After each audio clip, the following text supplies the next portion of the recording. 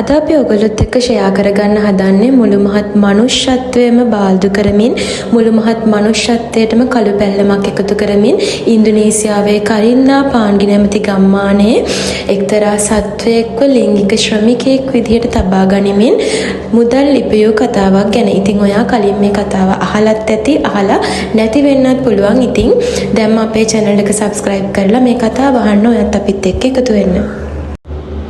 ඉන්දුනීසියාවේ මේ ගම්මානයේ එක්තරා නිවසක නිවසියන් විසින් කුඩා කාලයේදීම මේ ඔරන්හුටන් පැටවා තමන්ගේ මවගෙන් වෙන් කරලා ඒ ගම්මානයට අරන් ඇවිල්ලා පෝනි ලෙස ඌට නම් තබලා ගම්මානයේ ගොවි පෙළවල් වල වැඩ කරපු සේවකයන්ට ඩොලර් 2ක් වගේ ඉතාමත් පුංචි මුදලකට ලිංගික ශ්‍රමිකයෙක් විදිහට අලෙවි කරලා තියෙනවා.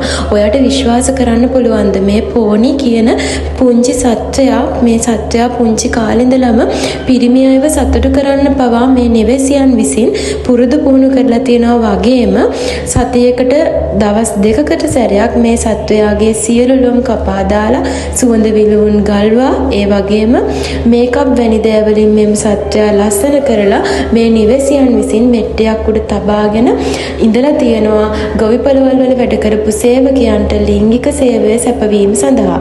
එතකොට දවසකට විශාල පිරිසකගේ ලිංගික අතවරයට මේ සත්වයා ලක් වෙලා තියෙනවා කිව්වොත් හරියටම හරි.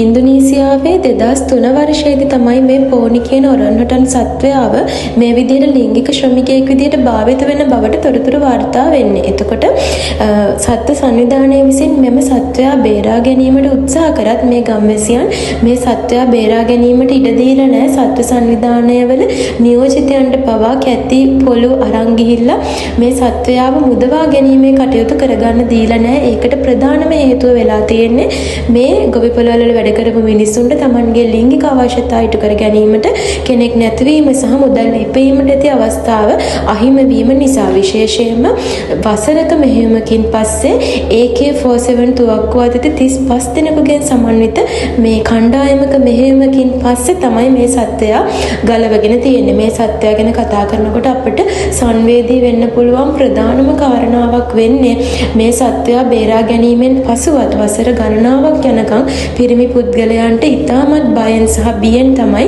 ජීවත් වෙලා තියෙන්නේ. ඉතින් ඔබට සහ මට ගන්න පුළුවන් එකම දේ මිනිහෙක් වුණත් සත්වයෙක් වුණත් මේ වගේ කුරුළු අත්දැකීමකට මුහුණ දෙනවා කියන්නේ ඒ ගිය ආත්මික කරපු කුමක් හෝ පාපයක් නිසා වෙන්නේ නැති. ඉතින් අපි හැමදාම සත්වයන්ට ආරක්ෂා කරමු. සත්ව හිංසනය වෙනුවෙන් නැගී සිටිමු. මේ වගේ දෙයක් අපි දකින හැම මොහොතකම අපි සත්වයන් වෙනුවෙන් කතා කරමු. ඉතින් මෑත කාලීනව ලංකාව ඇතුළත විශාල වශයෙන් සත්වයන් සම්බන්ධ විවිධ දේවල් වාර්තා වුණා. විශේෂයෙන්ම වනාලි සම්බන්ධව විවිධ දේවල් වාර්තා වුණා. ඉතින් අපි ඒ දේවල් ගැන හොයලා බලමු. සත්ව හිංසනය වෙනුවෙන් නැගී සිටිමු. ඉතින් මේ වගේ වීඩියෝ බලන්න ඔයා කැමති නම් අපේ channel එක subscribe කරලා අපේ channel එකත් එක්ක එකතු වෙලා ඉන්න. මේ වීඩියෝ එක ගැන ඔයාගේ අදහසත් කමෙන්ට් එකක් දාන්න අමතක කරන්න එපා. අපි අදට ගිහින් එන්නම්.